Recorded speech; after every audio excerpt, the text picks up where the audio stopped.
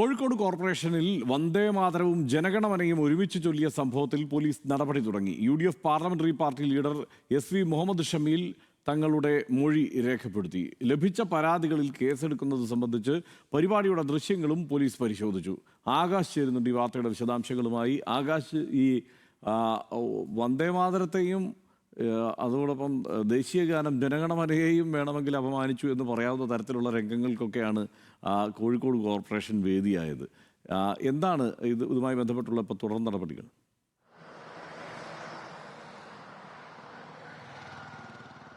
ഹർഷൻ, നിലവിൽ 5 പരാതികളാണ് പോലീസിന് ലഭിച്ചിട്ടുള്ളത്. കമ്മീഷണർക്കും ടൗൺ പോലീസ് സ്റ്റേഷനിലുമായാണ് ഈ 5 പരാതികളും രജിസ്റ്റർ ചെയ്തിട്ടുള്ളത്. അതിന്റെ ഭാഗമായി തന്നെ 2 പേരുടെ, നവ്യ ഹരിദാസിന്റെയും ഇപ്പോൾ UDF പാർലമെന്ററി പാർട്ടി അംഗമായ മുഹമ്മദ് ഷമീൽ തങ്ങളുടെയും മൊഴി പോലീസ് രേഖപ്പെടുത്തി കഴിഞ്ഞു. കൂടുതൽ ആളുകളുടെ ഇനിയും പരാതിക്കാരുണ്ട്, 3 പരാതിക്കാരും കൂടിയുണ്ട്. അവരുടെ കൂടി മൊഴി രേഖപ്പെടുത്തിയതിനു ശേഷം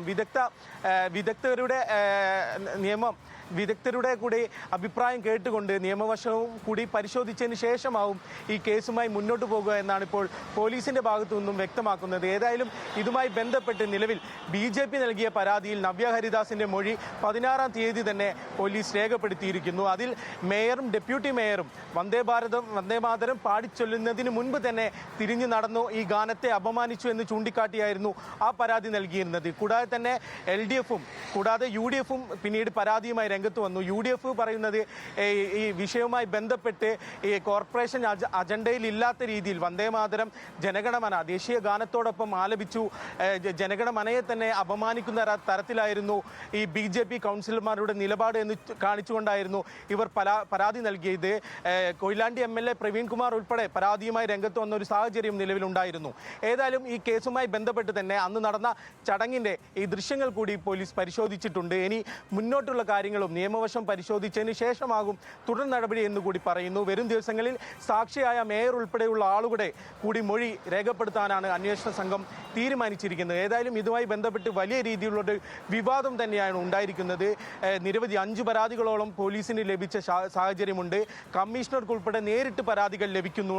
ഏതായാലും ഇതുമായി ബന്ധപ്പെട്ട് ACP T അഷറഫിന്റെ നേതൃത്വത്തിലുള്ള സംഘം ഇതുമായി ബന്ധപ്പെട്ടുള്ള അന്വേഷണം തുടരുകയാണ്. അതിന്റെ ഭാഗമായി തന്നെ ഈ നിലവിൽ ഒരു FIR പോലും ഈ കേസുമായി ബന്ധപ്പെട്ട് നിലവിൽ ഇട്ടിട്ടില്ല എന്നുള്ള കാര്യമാണ്.